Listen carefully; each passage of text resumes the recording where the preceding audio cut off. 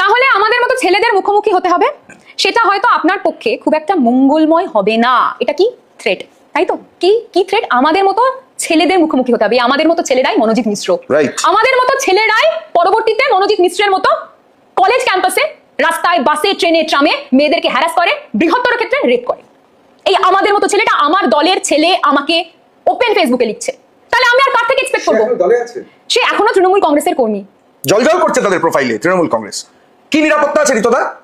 কি নিরাপত্তা আছে? কাকে দোষ দেবে তুমি? মমতা বন্দ্যোপাধ্যায়, অভিষেক বন্দ্যোপাধ্যায়কে না। তারা বলেছেন লিখতে, তারা বলেছেন এই মানসিকতাকে। তোমার এই স্টুডিও থেকে বেরিয়ে রাত্রিবেলা গাড়ি করে ফেরার সময় রাজন্না হালদারের কি নিরাপত্তা আছে? আমি অনুরোধ করছি নেত্রীকে, মমতা বন্দ্যোপাধ্যায়কে আইডেন্টিফাই করুন। আর এইটা রাজন্না হালদার বলেছে বলে বিগত দুদিনে যে টিএমসিপির মধ্যেই এরকম আরো আছে, আমি অ্যাড করে বলি টিএমসিপি নয়, এবিভিপি এসএফআই সবার মধ্যে আছে, কিন্তু আমাদের ঘর আগে সামলাতে হবে। এতে আইডেন্টিফাই করুন। টিএমসিপি কেন, আমি তোমাকে বললাম টিএমসিপি, এবিভিপি এসএফআই, ছাত্র আন্দোলন, সিনিয়র নেতৃত্ব সব দলের সব জায়গায় আছে। রাজনীতি ভুলে যান, আগে এদের আইডেন্টিফাই করুন।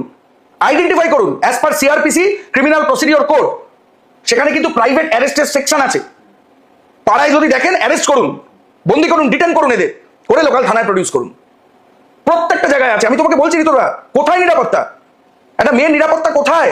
এটা তো দেখতে হবে। এরাই তো জন্ম দিচ্ছে এই নিরাপত্তাহীনতাকে।